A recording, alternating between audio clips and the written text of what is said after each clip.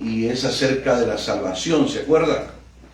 Estamos hablando un poquito de qué es, y yo pienso a nivel de estudio, como lo he estado viendo yo, que es muy importante que nosotros comprendamos la salvación, el tema de la salvación, porque en algunas ocasiones nosotros, y bueno, y no solo nosotros, sino que hay mucha gente que si usted le pregunta algo respecto a la salvación, no tienen una respuesta quizás bíblica, sí, pero nos hace falta quizás un enfoque correcto de, por ejemplo, cómo se obtiene la salvación.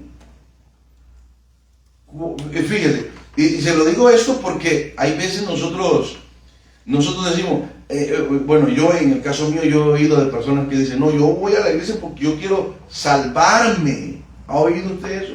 ¿Verdad que sí? Entonces quiere decir que todavía no está salvo. Porque si usted viene para salvarse, entonces usted todavía no tiene la salvación con usted, ¿verdad? Y el último tema que vimos la semana pasada fue bien importante, porque ya nosotros hablamos lo que habla, por ejemplo, el concepto de salvación, de salvo siempre salvo, ya le expliqué hasta con nombre, de algunas denominaciones que siempre han existido, son buenas iglesias, pero en su doctrina ellos enseñan que una persona que ha sido salva jamás puede perder la salvación. Este es un punto de vista que tiene varios versículos bíblicos que apoyan y otros que como que contradicen esa verdad. También estuvimos hablando los de la salvación solo por fe y usted no necesita hacer absolutamente nada.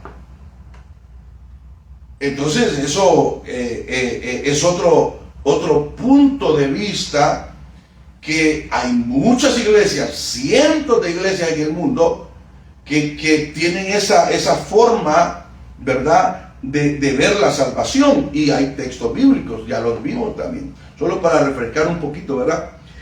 También está la otra, que es lo contrario, que es la salvación por obra solamente. O sea que si usted no hace, usted no se salva. A ver, bueno, yo no sé si hacer preguntas, los veo como muy interesados. Hoy creo que voy a preguntarle a más de alguno por aquí a ver cuál es su punto de vista, ¿verdad? También está una salvación para todos, sin importar, ¿verdad? No hay excepciones, todos, hermano. Ahí hay pensamientos en las personas que van a esos lugares donde si el diablo se arrepiente, Dios lo perdona. Imagínese usted. Cosa que no puede ser, porque para cuando el hombre pecó, no fue un ángel que murió, fue un ser humano. Fue Dios mismo que se hizo ser humano para perdonar a la raza humana, pero nunca ha muerto un ángel para perdonar a los ángeles, número uno, porque los ángeles son seres celestiales y los ángeles no mueren, no pueden morir. Entonces, ese es otro punto de vista también, ¿verdad?, que lo estuvimos observando y leímos algunos textos bíblicos. También hablamos un poco acerca de la salvación que ha sido ya predestinada, ¿verdad? Ya en Romanos estuvimos leyendo 8, 29 y 30, donde habla de la salvación que es predestinada a unos para salvación y otros para condenación. Y son puntos bien radicales que la gente tiene para poder, ¿verdad?, enfatizar lo que es la salvación. Pero el último tema que estuvimos viendo es acerca de qué es lo que representa la salvación. Mejor dicho, y yo les dije, ¿quién es la salvación? Y ahí es donde yo les presenté el por qué la salvación, como dicen algunos, ¿verdad?, no se puede perder. O sea, la salvación no se pierde. Quien se pierde es el ser humano, es el hombre. Si yo la rechazo, pues yo nunca voy a poder obtener la salvación del Señor. Pero si yo la obtengo y persevero, entonces sí voy a tener la oportunidad de, como el Señor en cierta ocasión lo dijo, el que persevere hasta el fin, ¿qué dice? Este será salvo. Entonces, o sea, hay versículos que le mencionan eso, pero el punto principal es que Jesús representa esa salvación para nosotros. Entonces no es algo que usted pueda hacer o que yo vaya a hacer lo que yo voy a recibir para ser salvo, sino que es quién. Y ahí es donde cambia, ¿verdad? El asunto. Y hablamos, que creo que fueron, ¿cuántos? Fueron 6 o 7, los 7 yo soy, donde yo le hablé sobre yo soy la vid verdadera, yo soy el pan de vida, yo soy el camino, la verdad y la vida, yo soy la resurrección y la vida, yo soy el buen pastor, yo soy la puerta y yo soy la luz del mundo, ¿verdad? Eso lo tocamos así, ¿verdad? Leímos los textos donde ahí nos explica eso. Entonces, analizando esto de la salvación, no es algo, es alguien. ¿Quién es? ¿Quién es? ¿Quién es la salvación? Díganme. Es Jesucristo.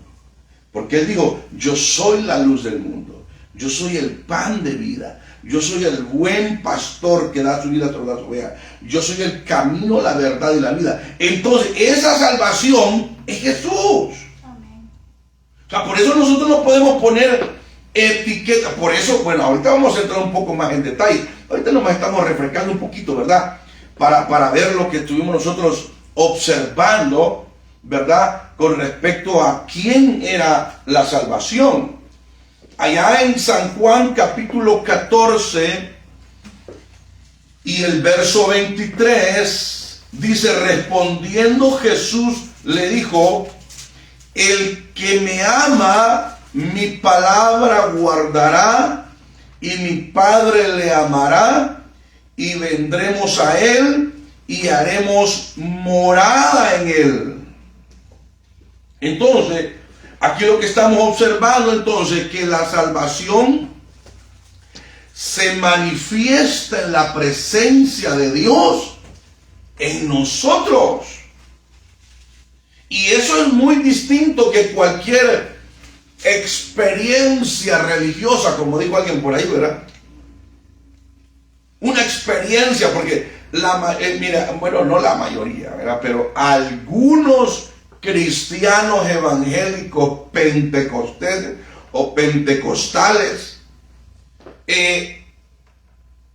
evaluamos la salvación como una experiencia. Y yo les soy honesto, yo no estoy en contra de las experiencias. A mí me gustan las experiencias, principalmente si tienen que ver con Dios. Ahora estábamos observando, por decirle algo, ¿verdad? Ponga un punto ahí y abra un paréntesis. Ahora, como nosotros siempre pasamos viendo cualquier cosa, ¿verdad? Que tenga que ver con, aunque hay veces como que cansa, pero algo uno aprende de ahí. Estábamos viendo a Aarón. Según la película, Aarón, acuérdense que los 2 hijos de Aarón fueron muertos por Dios. Dios los mató porque usaron fuego extraño, hicieron algo erróneo, equivocado, que ellos sabían que no era permitido. Entonces Dios porque eso era Dios en ciertas responsabilidades que le da al hombre, bien, hermano, straight, bien recto. Y si el hombre no es que no entienda, sino que no hace lo que Dios, sabiendo qué es lo que tiene que hacer, no lo hace, entonces, hermano, Dios tiene que actuar con su justicia. Y la Biblia habla que los 2 hijos de Aarón murieron instantáneamente. ¿Ok? Bueno, Dios le había dicho al pueblo de Israel, Dios fue el primero que encendió ese fuego en el altar. O sea, fuego del cielo cayó. Y se le dijo a los sacerdotes que todos los días el sacerdote tenía que estar no dejando que ese fuego se apagara, sino, hermano, oiga, todos los días eso iba a estar el fuego ardiendo, ¿verdad? Porque eso tiene una representación de la gloria de Dios, del poder de Dios, de lo que Dios es. Dios nunca deja de ser. Entonces, ellos cometieron ese error y Dios los mató. Bueno, pero Aarón, ¿verdad? Venía con una actitud, según la película, tiene un poco que ver por el sentido de cómo se le da, es que él al principio era como un poquito falto de fe,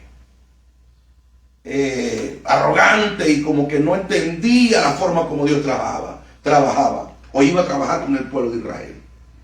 De repente, cuando estaba en lo mejor de él, de sufrir los azotes y el castigo de los egipcios, él se humilla delante de Dios. Y eso fue lo que salió ahora.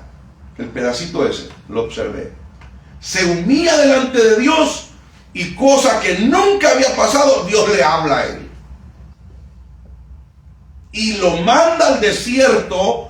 Porque allá al otro lado, allá en Madián, Dios estaba llamando o había llamado a Moisés en la zarza. O sea, vea cómo Dios estaba trabajando. Cuando Moisés estaba diciendo al Señor, pero yo no sé hablar y soy tardo para hablar y tartamudo. Y bueno, y Dios le dijo, bueno, ¿y quién hizo la lengua? ¿Quién hizo la boca? Pero si me estás poniendo pretexto, no te preocupes, que yo ya tengo a tu hermano. Allá viene de camino, le dice. Y se va a encontrar contigo en el desierto. O sea, Dios los une al sumo sacerdote, que iba a ser el principal sumo sacerdote, el primer sumo sacerdote, según la Biblia, Aarón, y la descendencia de él, que eran levitas, y Moisés, ¿verdad? Para poder libertar al pueblo de Dios. Pero el cambio que hubo en Aarón fue extraordinario, y a eso voy. Cuando alguien tiene una experiencia con Dios, las cosas cambian. Por eso le digo yo respeto toda experiencia que algunas personas tienen, si eso le trae un cambio a la persona. Porque nada malo puede venir de Dios, ¿verdad que no? Nada malo. Mire, el diablo nunca lo va a poner a usted a orar, a ayunar y a evangelizar o a leer la Biblia. Jamás, hermano. El diablo le va a poner sueño a usted. Es el que le pone unas pesas en los ojos para que se duerma cuando comienza a leer la Biblia. Cuando abre la Biblia, le duelen los ojos, le lloran los ojos, le da sueño, le hablan por teléfono. Usted se pone a ayunar el sábado, todo el mundo le invita a comer. Y así, hermano, o sea, hay unas cosas raras que existen, ¿verdad? Y usted dice, bueno, pero ¿qué está pasando? Es eso. Porque siempre, si es algo bueno, es Dios que se lo está poniendo. Si es algo malo, una tentación, eso es el otro. Ahora, entonces, ahora cierra el paréntesis, y continuamos. Entonces, la salvación es una manifestación de la presencia de Dios. ¿Se da cuenta? O sea, no es sencillamente un decir nada más, ¿verdad? Porque hay gente que ni eso hace. O sea, bueno, quién sabe, a lo mejor le preguntan, oiga, ¿y usted cree que va para el cielo? Pues quién sabe, yo estoy haciendo lo posible para poder irme al cielo. ¿Cómo haciendo lo posible? Entonces quiere decir que usted está haciendo algo para ganarse el cielo. ¿Ha oído usted esa clase de respuestas? O quizás muchas veces nosotros mismos también, quizás contestamos así y decimos, no, a ver si la hago. Dijo alguien por ahí, a ver si la hacemos. No, hermano, es que esto no es de que a ver si la hacemos, porque si usted está haciendo algo para ganarse la salvación, entonces la salvación es por obra. Usted tiene que obrar. Usted tiene que hacer muchas cosas. Usted tiene que, para ver, y se lo aseguro que no va a ganar nada. Porque con Dios no es así. Según la Biblia, nosotros hemos recibido una salvación gratuita. Es gratis. Pero el hecho que sea gratis para usted y haya sido gratis para mí, no quiere decir que no tuvo un costo. Tuvo el mayor precio que nadie podía pagar aquí en la tierra. El problema era que nosotros podíamos dar nuestra vida, todo. Bueno, el libro de Isaías dice que nuestras buenas obras, nuestras buenas intenciones, todo lo dadivoso y lo amoroso y lo regalón que pueda hacer la gente para decir qué buena persona es, son como trapos de inmundicia delante de Dios. Imagínate. Entonces de nada sirve, pues. No sirve de nada. Para salvarse no sirve de nada. Para ser cuates y amigos y que la gente lo tome como una buena persona, para eso sí. Para eso sí. Pero para salvarse, no. Sigamos. Entonces, dice Romanos capítulo 8 y el verso 9 al 10, nos dice acá que nosotros, dice, mas vosotros no vivís según la carne, sino según el Espíritu, si es que el Espíritu de Dios mora en vosotros. Y si alguno no tiene el Espíritu de Cristo, no es de él. Pero si Cristo está en vosotros, el cuerpo en verdad, si Cristo no está en vosotros, el cuerpo en verdad está muerto a causa del pecado, mas el Espíritu vive a causa de la justicia. Entonces, eso nos habla a nosotros que hay una razón por la cual la salvación debe de manifestarse en usted y en mí. Por eso para usted debe de ser, y me imagino que así es, una alegría, hermano, cuando hay culto, cuando hay una vigilia. Por cierto, tenemos que tener una vigilia. Tenemos que tener, hermano, un momento de adoración quizá más profundo en la noche, ¿verdad? Para acercarnos un poco más a Dios. Ahora, ¿qué pasa cuando alguien rechaza a Jesús? ¿Qué pasa? Entonces, no recibe el regalo de Dios. No puede recibir el regalo de Dios. No puede dar fruto. Alguien que rechaza a Jesús rechaza la oportunidad de entrar al reino de los cielos. Eso fue lo que el Señor dijo allá ¿se acuerda usted en San Juan 3:17? El 16 dice, porque de tal manera, ¿verdad?, amó Dios al mundo que ha dado a su Hijo unigénito para todo aquel que en él cree, no se pierda, mas tenga vida eterna. Y luego el 17 dice, mas los hombres amaron más las tinieblas que la luz, porque sus obras eran malas.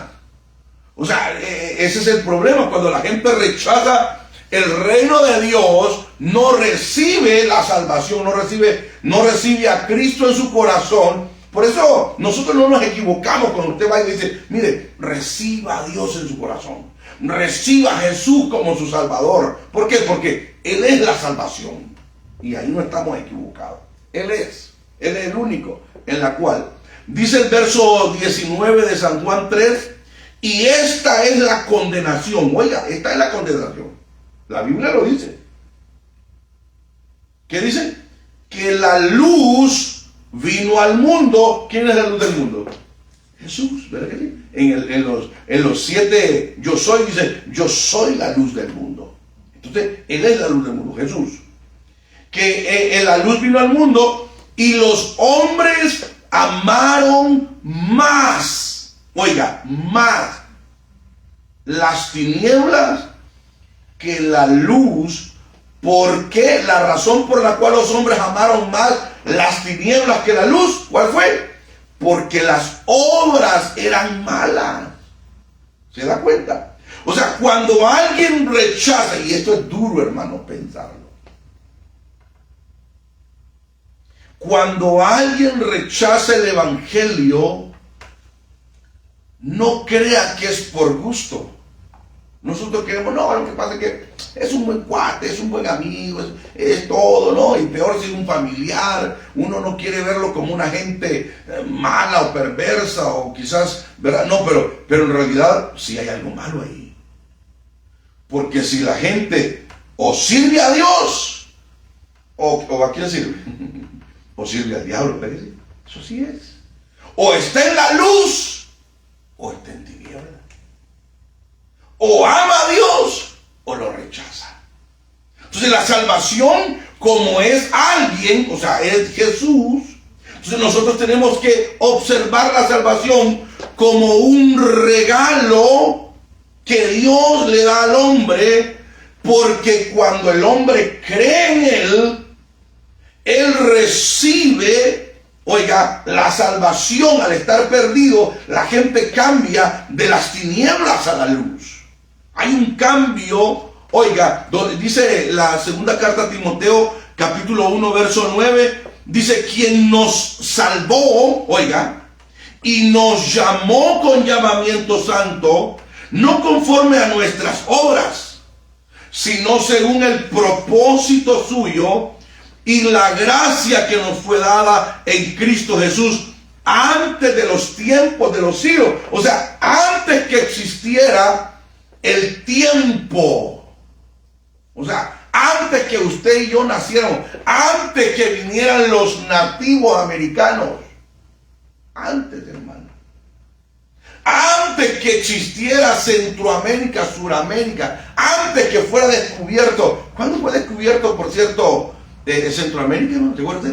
1521, por ahí, ¿verdad? Por ahí anda el descubrimiento de América. Hace poco, mira, 1500. 600, 700, 800, 900. Hace 400 años. Somos nuevos, hermano, ¿verdad? No somos tan viejos. Imagínense, hace poquito, hermano, todavía nos aventaban flechas cuando andábamos allá abajo. De México para abajo. Entonces, el punto es, hermano, oiga, que Él nos salvó, dice, nos llamó conforme, oiga, a su voluntad, conforme al propósito que Dios tiene. Cuando Dios a usted lo ha llamado, es porque Dios tiene un propósito con nosotros. No es por gusto, hermanos. No es porque usted no tenía nada que hacer o porque no. Siempre nosotros, usted y yo, somos gente quizás ocupada haciendo, ¿verdad? Aunque sea pérdida de tiempo, pero estamos haciendo algo. Pero el Señor lo llamó porque Él tenía un propósito desde antes de que existiera el tiempo.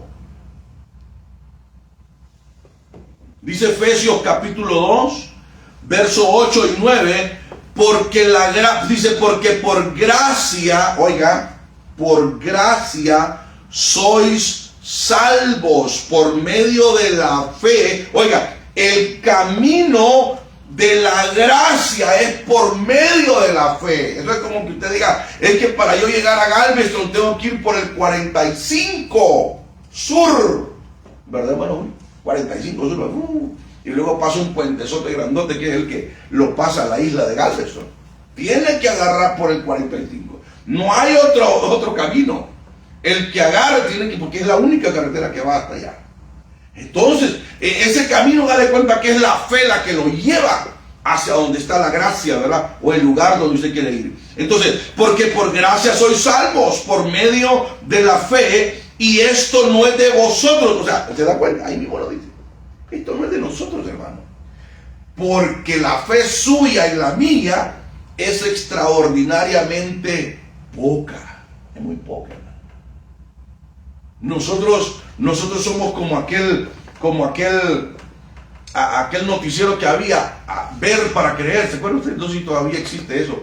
Ver para creer. O sea, si no ve, usted no puede creerlo. Pero como lo ve, entonces usted lo cree. La Biblia es al revés. Usted tiene que creerlo para verlo. Y como veníamos hablando con el hermano Julio, es que, hermano, no es fácil. No es fácil, hermano, creer las cosas.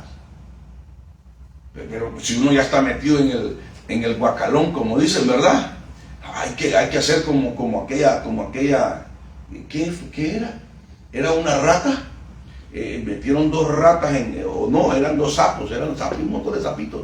y estaban los sapos, se aventaron en un vaso con leche, una gran tazota de leche, y se estaban ahogando y ahogando y ahogando, y estaban otras allá arriba y le gritaban y le decían un montón de cosas. Ya por último decían, no, ya dejan, ya no la van a hacer, no la van a hacer. Pero hubo una que no, como que vea, y salta y salta y salta y salta, hasta que de tanto saltar y de tanto que tragaron las otras, la leche comenzó a espesar. Entonces ya comenzó a quedar allá arriba, ya no se hundió, ya logró salir. Y cuando salió, dije, oye, ¿y tú por qué no lo oíste? De que no oía, era sorda. Por eso no, y las otras, porque como oían todo lo que le decían, hermano, se ahogaron. Pero esa, como no oía, esa logró. Entonces, eso es lo mismo que pasa muchas veces con nosotros. Que, hermano, oiga, estamos, hermano, luchando para poder crecer en fe, pero oímos tantas noticias ahí, hermano, que muchas veces a uno lo ponen a temblar, hermano, lo ponen a pensar, a decir un montón de cosas. Y yo soy de las personas, yo soy bien, como dicen, bien open, bien suelto, ¿ya? Yo no le guardo nada a mí. Yo siempre digo, mire, yo así me siento, así. Y ya viene ella y me jala las orejas y esto y lo otro, y ya comienza a decir cualquier cosa. Y eso es bueno, hermano, tener a alguien que lo anime a uno, ¿verdad? Porque pues, somos seres humanos. Entonces, pero una de las cosas que yo he visto que, dependiendo de lo que nosotros nos llenamos muchos, hermanos, así es la fe que nosotros estamos teniendo. Y yo me he dado cuenta muchas veces de eso.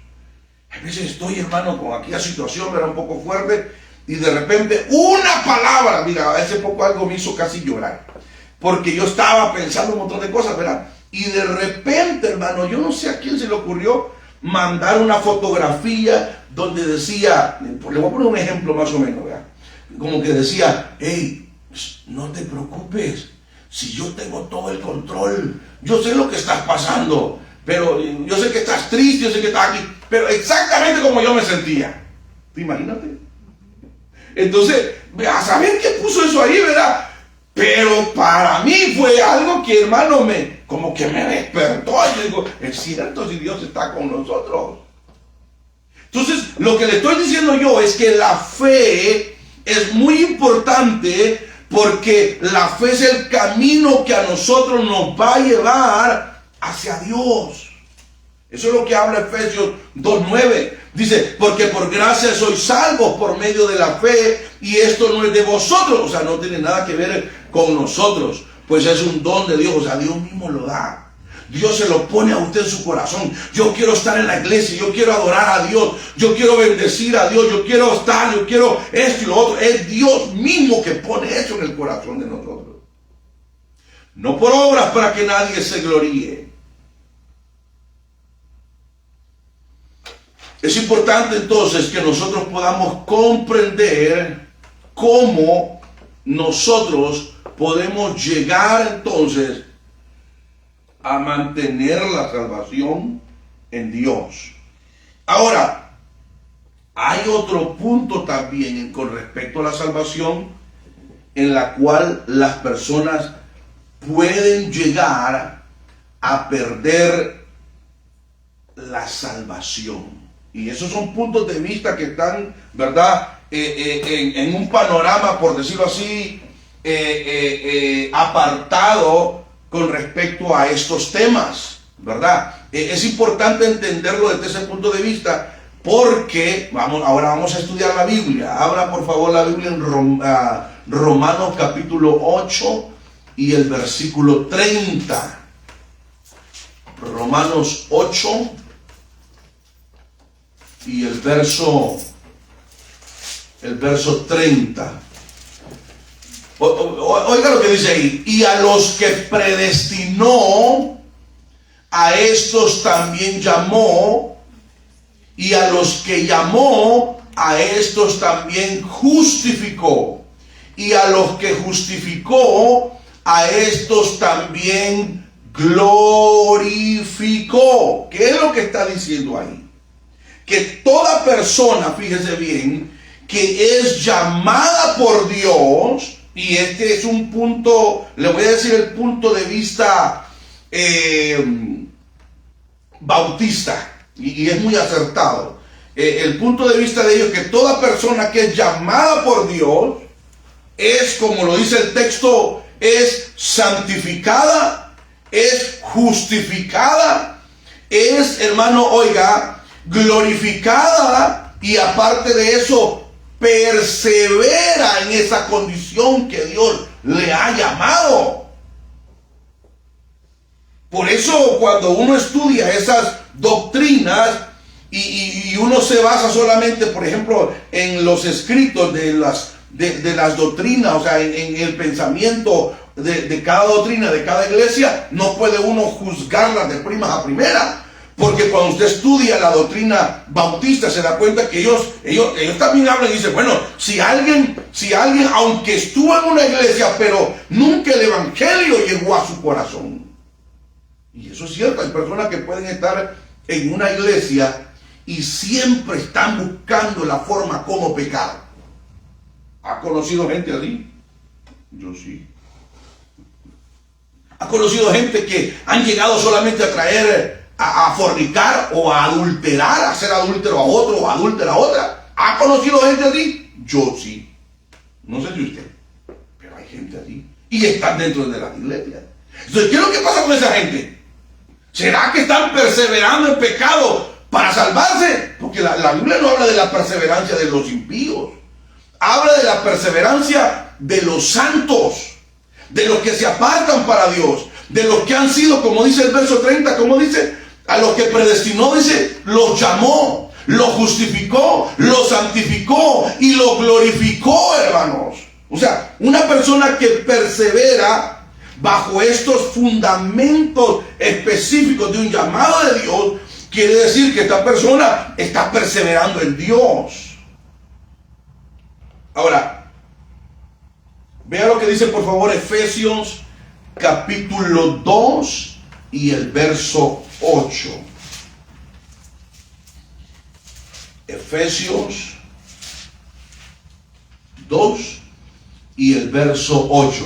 Oiga lo que dice, porque por gracia sois salvos por medio de la fe, el versículo que estuvimos leyendo, y esto no es de vosotros, sino que es un don de Dios, no por obras para que nadie se gloríe, porque somos hechura suya, creación en Cristo Jesús, para buenas obras, las cuales Dios preparó de antemano para que anduviésemos en ellas. Entonces quiere decir que una persona que está perseverando en Dios, está caminando haciendo esas buenas obras porque Dios las ha preparado, o sea, las tenía listas. Y cuando llegamos, dijo, mira hijo, esto es lo que tú vas a hacer, y vas a caminar, y vas a perseverar, y vas a llegar hasta el final.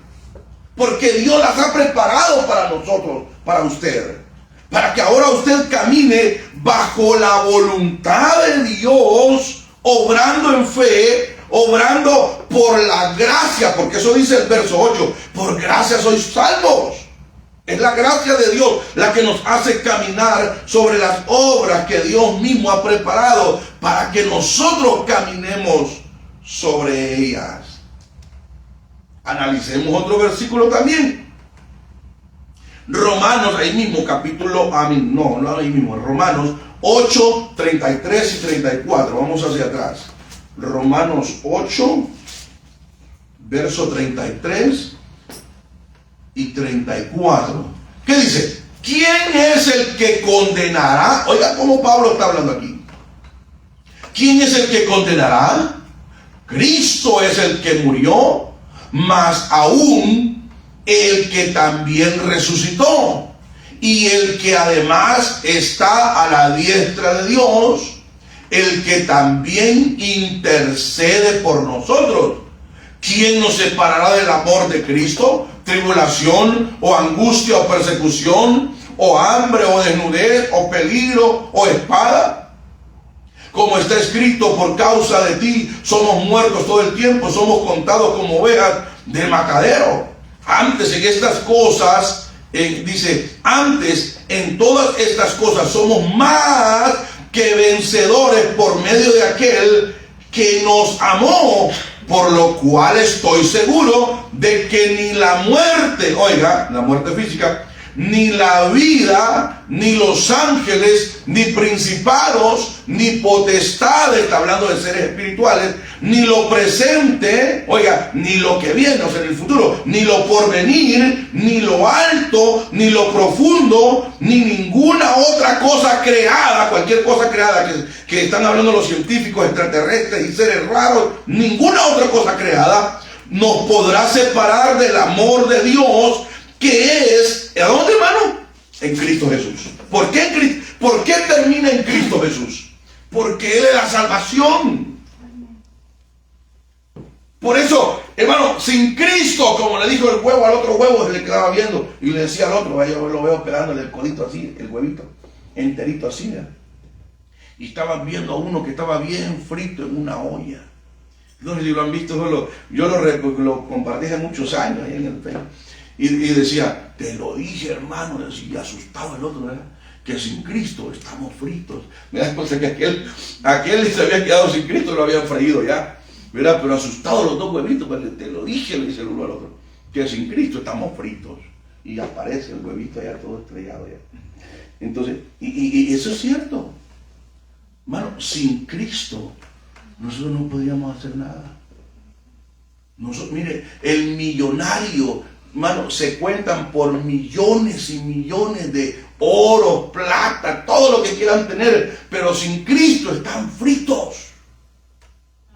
Yo no sé, me gustó una anécdota que escribió este señor, creo que fue el que hace poco murió del páncreas, fue el que, no sé si fue este señor que inventó, ¿qué fue? Los iPhone, creo que él fue, no sé quién fue, pero fue un hombre conocido, muy famoso, creo que él fue, y salió hablando y diciendo, bueno, fue uno de los escritos que él dejó cuando ya murió, y dijo, qué tristeza, todos los millones que tengo, toda la fama que pude haber tenido, todo lo que pudo, oye, no pudo salvarme un día más de vida.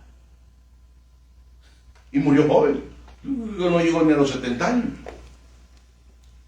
Pero el punto es la razón por qué la gente muchas veces, y nosotros mismos muchas veces, nos afanamos por cosas que son temporales, pasajeras.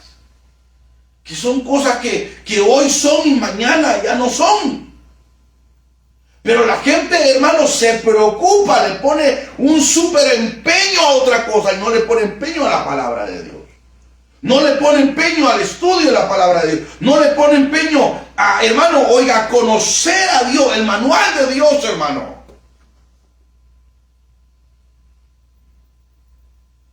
Ahora, la pregunta entonces llega a otra incógnita, otra pregunta también. Entonces, ¿qué pasa con aquellas personas que rechazan a Dios? ¿Qué pasa, hermano? Mire, hablar con familiares de gente que está muerta. Mire, ir a predicar a un velorio donde está el cuerpo presente y los familiares llorando ahí y saber que la persona murió sin Cristo, sin fe, sin esperanza, es duro darle consuelo a una gente así, hermano. Una vez yo sin saber me aventaron una pelota bien fea porque yo ni conocía al cliente que había muerto, hermano, y ni la familia ni nada. Pero vino mi hermano y me dice, pastor, mire que me han invitado a mí a predicar a un velorio. Bueno, hermano, qué bendición, vaya a predicar. No, es que yo estaba pensando que usted fuera. Bueno, por último no pude decirle que no. Y me voy. Y lo raro fue, hermano, que, bueno, me llevé a uno o dos hermanos conmigo, creo que fueron. Y ¿cómo se llama? Y yo tuve que ser a un lado de la muerta, porque yo la dejé a un lado y yo me puse al frente de los vivos allá. Pues, ¿cómo le iba a predicar yo a la muerte si la muerte ya no oye? Entonces yo tuve que decirle, mire, discúlpenme, pero con todo el respeto que se merece, ¿verdad?, los familiares y ustedes, pero yo les necesito predicar a ustedes. Ella tuvo su oportunidad. Yo no tuve la oportunidad de conocerla. Dios quiera que haya tenido la oportunidad de conocer al Señor. Entonces, yo, hermano, la barajé un poquito diferente, ¿verdad? para no ofender a las personas, ¿verdad? Pero tuve que decir, pero el Señor me ha traído aquí para predicarles a ustedes, porque ustedes sí tienen la oportunidad en su mano. Y les voy a presentar, yo les presenté al Señor, hermano, porque hermano, ¿qué más evidencia, hermano, de la posición que un día nosotros mismos vamos a tener, hermano, ahí con el limón en la boca, en un ataúd? Y la gente solo pensando lo bueno que era, a saber quién era la señora, pero todo el mundo decía, ay, qué bueno, pero en realidad eso no pesa delante de Dios. Lo único que tiene importancia es si hemos recibido a Dios en nuestro corazón, si le hemos pedido perdón a Dios. Eso es la esencia, hermano, de la vida del ser humano. De nada le sirve al ser humano si pasa por esta tierra y se va perdido, hermano, por la eternidad. No sirve de nada. Vea lo que dice, por favor. Vamos a leer acá en Mateo capítulo 10, verso 33.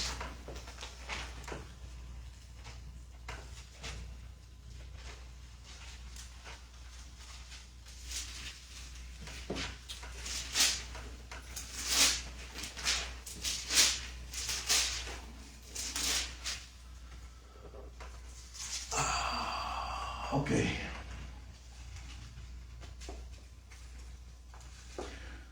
Dice, fíjese lo que dice acá. Y a cualquiera que me niegue delante de los hombres, yo también le negaré delante de mi Padre que está en los cielos. Ay, hermano, esto está duro. Porque mire, ahí es donde el tema de la salvación tiene que ser balanceado. Porque aquellos que piensan que una persona que porque lee la Biblia, que porque está en una iglesia, que porque anda una Biblia, o porque asiste, o porque es miembro o miembro de un lugar X, ya la tiene hecha, hermano, pero no hay un testimonio vivo allá afuera, se avergüenza de hablar, de presentarse como un hijo, como una hija de Dios, se olvida allá afuera que, hermano, ya es una nueva criatura. Eso es peligroso. Porque donde quiera, hermano, oiga, que el Señor habló de los hijos de Dios, dice que tienen que ser luz en medio de las tinieblas, ¿verdad que sí? Tienen que ser, hermano, personas que reflejen el amor de Dios, pero también el celo de Dios en su vida. Dice, y cualquiera que me negare o que me niegue delante de los hombres, el testimonio que usted tiene que dar frente a las demás personas tiene que ser, hermano, no importa si yo soy cristiano, si voy a la iglesia, si yo asisto, yo voy, me encanta, tengo Biblia, yo voy, yo creo en Dios, yo creo en Jesús. No se avergüence del Señor. Porque esto es muy claro, aquí dice, me avergonzaré, lo negaré delante de mi Padre que está en los cielos. O sea, imagínense que el abogado, póngase usted a pensar, que usted tiene una cita con migración, usted que está tan de moda migración, ¿no? Y el abogado le dice, no te preocupes, todo está al 100, ya lo tenemos ganado el caso. Usted va para la ciudadanía completa de una. Y cuando usted va delante del juez, ¿verdad? Y usted va un poco nervioso, es lógico que uno siempre va un poco ahí comiéndose las uñas. Y de repente viene el abogado y le dice, no, yo a él no lo conozco. Ah, no, usted el que viene con la persona aquí, no, yo a él no lo conozco, y da la vuelta y lo deja solo. ¿Qué pasaría? Ah, no, hermano, entonces sí nos va muy mal. Porque uno confía en que la persona que uno le está pagando para que lo represente delante del juez, y enfrente de él le dice que no lo conoce a uno y lo deja a uno solo. Ahí pierde el caso completamente. O sea, acuérdese, ¿qué es lo que está haciendo Jesús ahorita, hermano? Él está intercediendo por nosotros a la diestra del Padre, a mano derecha del Dios Padre, está Él sentado. ¿Y qué está haciendo? Intercediendo por nosotros. Mire, cada falla, cada pecado, cada situación, ahí está, y el Espíritu Santo fortaleciéndonos, haciéndonos ver que fallamos, que nos tenemos que arrepentir. Ahí está, hermano, es una comunión entre el Padre y el Espíritu Santo tremenda, para que nosotros logremos mantenernos, oiga, en el camino correcto que Dios quiere que nosotros estemos. Entonces es peligroso, hermano, oiga, rechazar la salvación, rechazar o negar la comunión que nosotros tenemos con Dios. Ahí en el capítulo 24, ahí mismo de Mateo, hay otra porción que quiero que veamos ahí. Capítulo 24 y el versículo 13. Vamos a ver.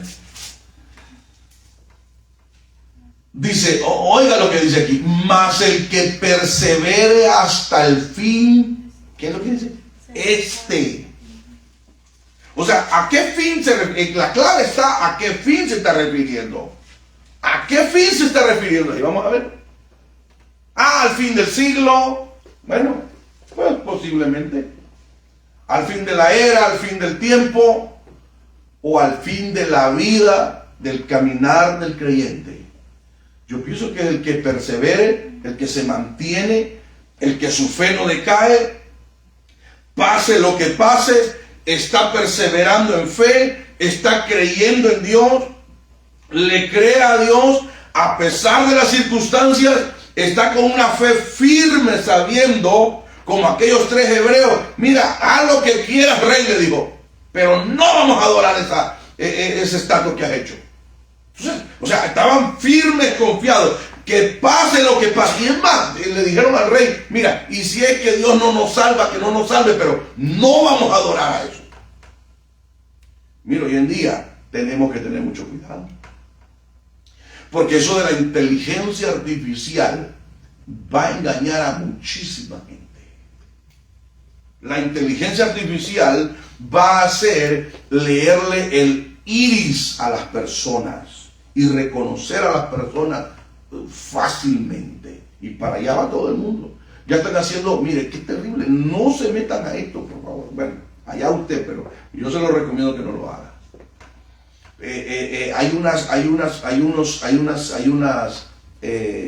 Una aplicación que está trayendo que a usted lo hace como si fuera un muñequito, una caricatura.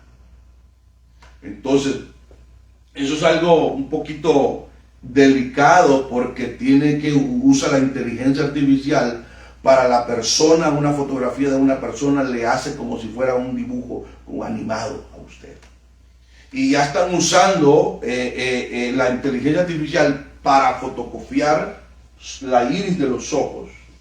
Ya hay compañía. Estaba observando yo un reportaje en un país de Centroamérica, donde ya están implantando a todos los trabajadores microchip en la mano para no tener que utilizar absolutamente nada. Ahí les pagan, ahí compran, ahí salen, ahí entran, hacen todo con el microchip en la mano. O sea, en otras palabras, ya están implantando de una forma muy sutil todo.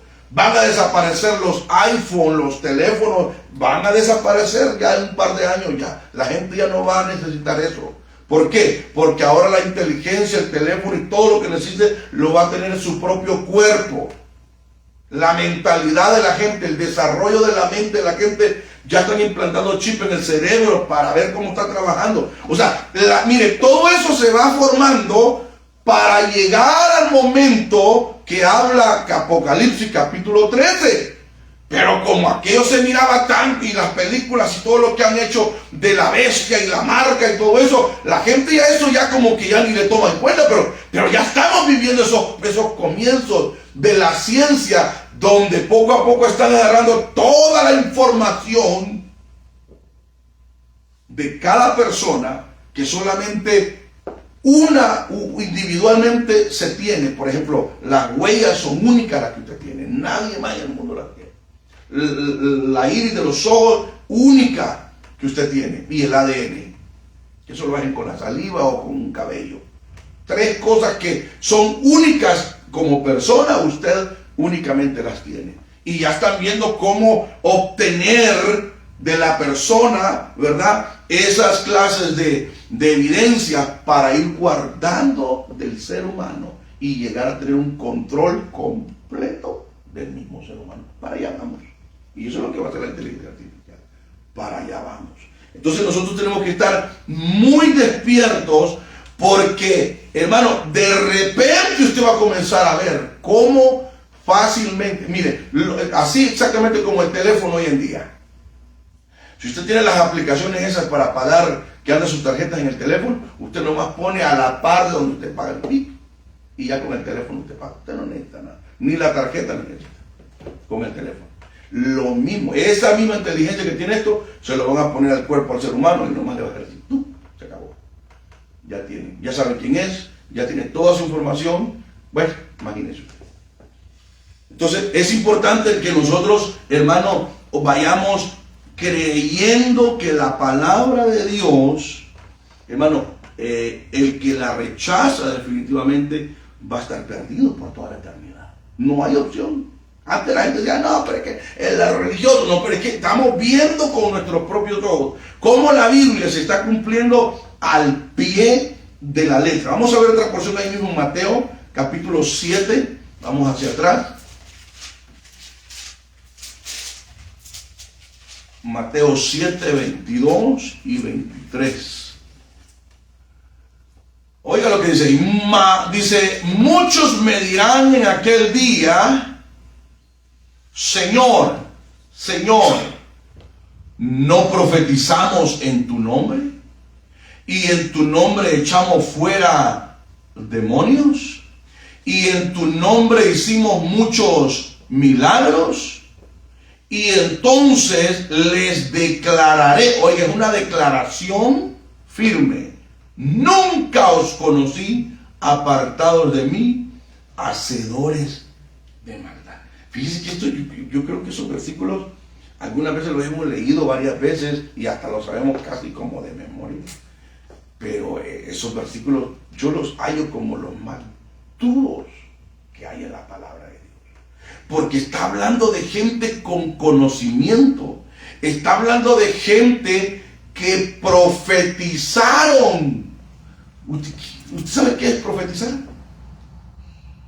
¿Qué es profetizar? Es hablar algo que va a acontecer. Ajá, sí, es algo que va a acontecer. Es algo, por ejemplo, así dice el Señor, ¿verdad? Algo va a acontecer, algo va a pasar. Mira, que yo voy a hacer, es algo que va a acontecer. O sea, hay mucha gente que con el don de profecía, en aquel día Dios le va a decir, no te conozco. Ay, hermano. Oiga esto otro también. Dice también, en tu nombre echamos fuera demonios. Oiga, hermano. Gente con poder para echar fuera demonios. Y en tu nombre hicimos muchos milagros. Gente con el don de milagros. Ahora la pregunta es, ¿cómo es eso? Ay, hermano, entonces, ¿cómo es eso? Bueno, entonces, por eso hay gente que dice, no, pero y entonces pues, entonces quiere decir que yo quién sabe, si esta gente no se van a salvar, entonces yo quién sabe. Bueno, pero es que acuérdense que son gente que tienen, dice la Biblia, que tienen apariencia de piedad, pero con sus hechos están negando lo que dicen que son. ¿Sí me entienden? O sea, hay gente que dice, yo soy, en la iglesia son gente muy, ¿verdad?, que tienen esa autoridad, tienen aquí, pero detrás están haciendo cosas malas, perversas. Qué pena que hoy se dé cuenta del mundo entero de que hay pastores, abusadores de niños, violadores, asesinos, adúlteros, fornicarios, gente mala, perversa, brujos, satánicos. Y están con una Biblia. No nos vayamos tan lejos. Vean, pare de sufrir. Son una secta satánica. Y dice que Jesucristo, y le están presentando el agua bendecida, la tierra de Israel. Un montón de pura brujería. Un ex hermano vino una vez y me contó, que yo estuve ahí. Y como yo no quería dejar la bebida, me metieron a un cuarto con un loco que lo tenía encadenado casi desnudo. ¡Ay! Me sacaba la lengua. ¡Horrible! Y me dijeron, así vas a terminar, no te arrepientes. Y a mí me dio un gran miedo. No volví a llegar ahí. Sí, lo metieron ahí, hermano. Que tiene sus cosas raras ahí. Y bonito el templo, porque son gente muy pudientes, trabajadora, gente muy que trabajan en esa área, pero debajo de ahí se mueven cosas raras. Dicen que tienen un pozo con agua, que es el pozo de los milagros. Sí, de todo, hermano. Que se queda, ahí se queda bajita la iglesia católica. Sí, no, esa gente, hermano, le ven, pero con tal que le sacan hasta el jugo a usted, porque ellos son buenos para acá, plata. Buenos, hermano, yo no sé cómo le hacen. Pero ahí la gente da porque da, hermano, y mientras más da, más Dios lo va a bendecir, y así le dicen. ¿Cuánto tiene, varón? $100, délo todo, Dios le va a dar más. Y se lo dicen de frente. ¿Verdad que sí? Sí, dicen todo. Y viene usted, ok, y se lo da. Y si la renta, mejor, para que le duela. Y va a ver cómo Dios lo va a bendecir. Y aquí hubo una hermana, ella no está en Miami, por allá. La renta le sacaron. ¿Sabe qué? ¿Sabe qué? Manipula la mente de la gente. Aquí hay gente que la renta traen, créale a Dios, le dijeron. Así. Y hasta en lengua y danzando se lo sacaron. Y vino la hermana, puso los 700, casi $800 de la renta en el sobre. Y dijo, el Señor me va a bendecir. Y yo creo, pero miren, pues son gente que no leen la Biblia. Pasan años en la iglesia y no leen, hermano. Prestando estaba los 3 días, pero no tenía cómo pagar. Sí, yo andaba prestando porque no iba a cobrar más de la renta. ¿De veras? No, y se me estafaron, me sacaron la... Imagínese usted. Pero, por eso dice, le declararé, nunca os conocí, apartados de mí, hacedores de maldad. Porque es una maldad, hermano. El que la gente, hermano, oiga, vaya a un lugar para buscar a Dios, para buscar la salvación, para conocer a Dios. Y lo que conoce, hermano, es un atajo de estafadores, de gente que no aman a Dios, sino que aman el placer, el dinero de la gente.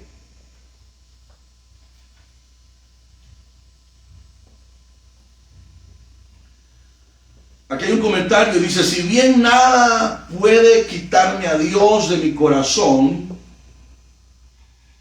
si yo puedo sacarlo a Él de mi corazón, eso es cierto. Nada puede sacar a Dios de usted, pero usted mismo sí puede. O sea, cuando la gente rechaza a Dios, lo rechaza. Lo rechaza, hermano, y lo rechaza y Dios no puede hacer nada. Hay una historia que yo la tengo escrita, la escribí yo, de 3 hermanos, le llamaban los niños de oro, le llamaban. Estaba Billy Graham, estaba de apellido Templeton, no recuerdo el nombre, y estaba otro. Eran 3 buenos predicadores de los años 1900. Buenos predicadores. Eran hombres de mucho renombre. Ese hombre era súper famosísimo en aquellos tiempos. Brillaba, es más, le dieron un título que le dijeron el mejor predicador de la era a este Templeton. Pero de repente leyó unos libros ateos y se metió, lo confundió. Yo le aseguro que, hermano, el diablo le metió en la mente cualquier tontera y lo sacó de la fe y murió, oiga, en la más ruina posible, ¿verdad? Y era un hombre con una mente brillante, llegó a ser un embajador de su país, creo que era alemán, un hombre muy preparado, pero negó, hermano, ya al final de sus días, negó la fe y nunca jamás volvió a restaurar su vida con Dios. Y era, oiga, le dieron el título por años del mejor predicador del siglo. No sé cómo dieron cuenta de eso. Era un hombre que ya arrasaba con la gente, tenía una voz, tenía una elocuencia, gracia, tenía de todo. Y terminaron una condición así tan terrible.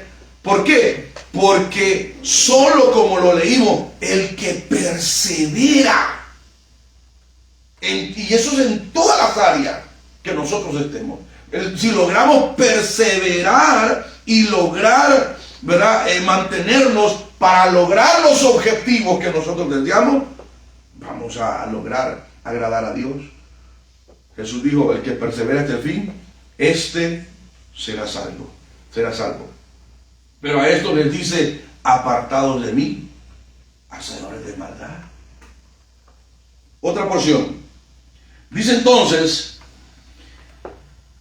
la única entonces que puede sacar a Dios de nuestro corazón somos nosotros mismos. Cuando rechazamos, cuando cerramos nuestro corazón por abrir el corazón a Dios. Dice Santiago 2:14: hermanos míos, ¿de qué aprovecha si alguno dice que tiene fe y no tiene obras? ¿Podrá la fe salvarle? ¿Qué dice Jesús? Jesús produció obras en su vida, claro que sí. A los hombres les decía: vayan y no pequen más. Tu fe te ha salvado, vete. Y la gente le decía: oye, pero ¿quién es este para perdonar pecados? ¿Verdad? Y él le demostraba la sanidad, porque para el judío, si alguien estaba enfermo era porque venía arrastrando una maldición. Y los pecados que tenía, por eso estaba enferma la persona. Entonces cuando Jesús le decía: tus pecados te son perdonados, y la gente seguía enferma, decía: mira, dice que perdona pecados, pero sigue. Ahora, y ya después decía: ahora, para que vean que el Hijo del Hombre no solamente puede decir tus pecados te son perdonados, sino que ahora te digo: levántate, anda, y la persona era sana. Para demostrarle aquello, con aquella tradición de que él tenía el poder para sanar, así como para perdonar los pecados. Es importante entonces nosotros reconocer esto. Ahora, ¿qué pasa con aquellos que están perseverando en Dios? Romanos capítulo 8, ese versículo es clave para nosotros comprender esa verdad. Romanos 8:1 dice: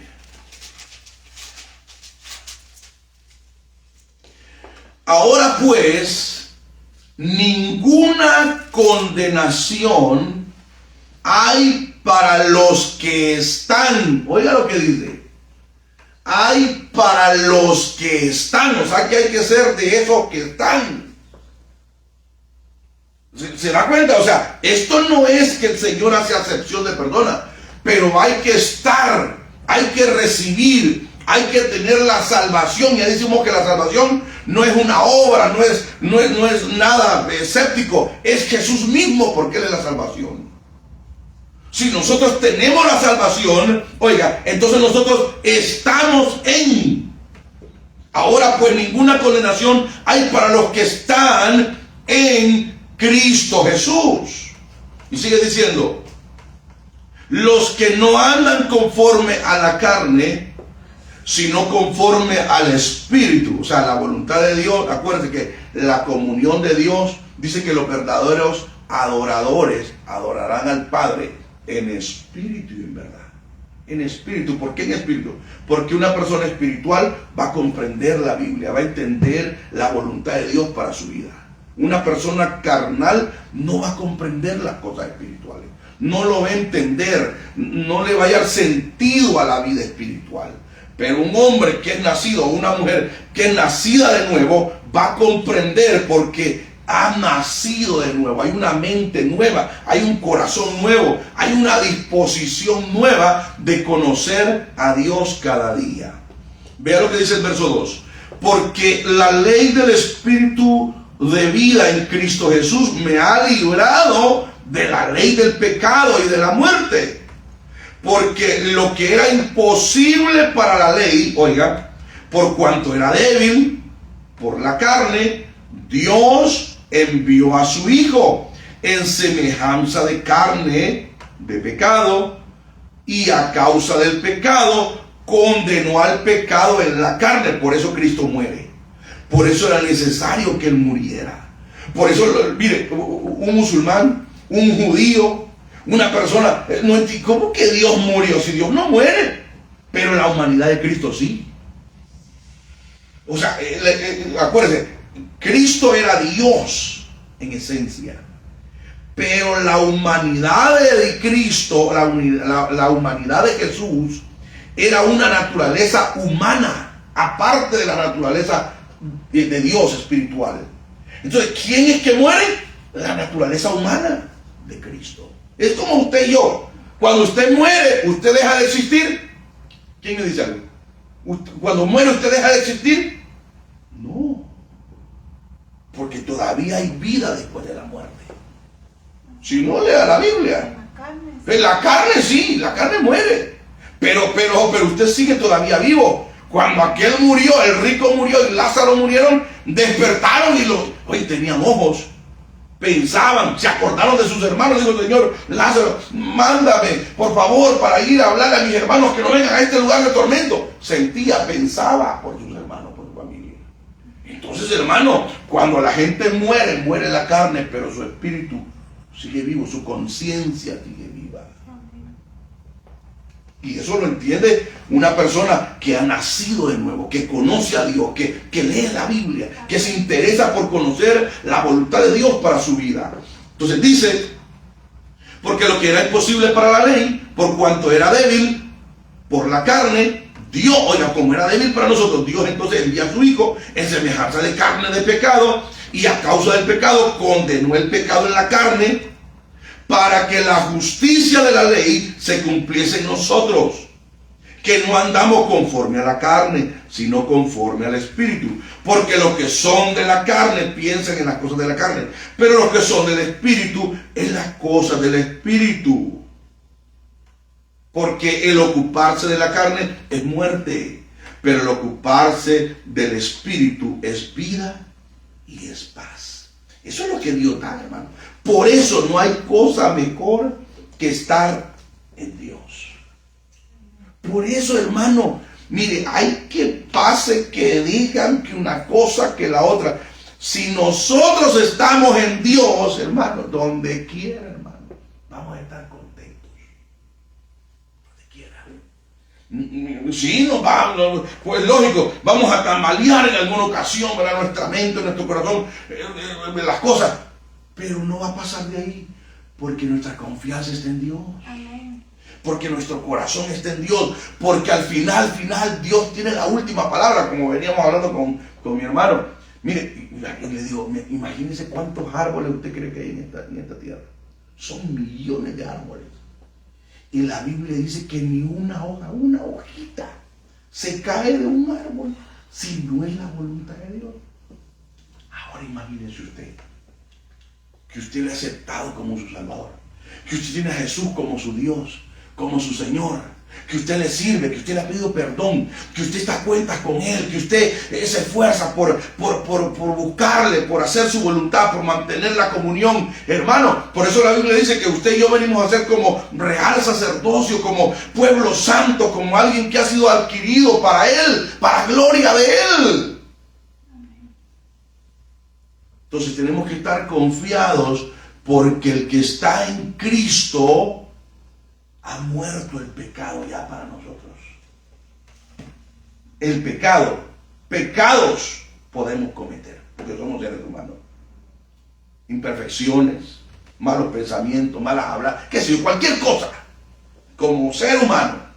Pero ya no somos esclavos del pecado que lleva a la gente a la condenación. Hay una diferencia entre pecado en singular, y pecados, que son los que nosotros por naturaleza cometemos por nuestra imperfección estando en esta tierra.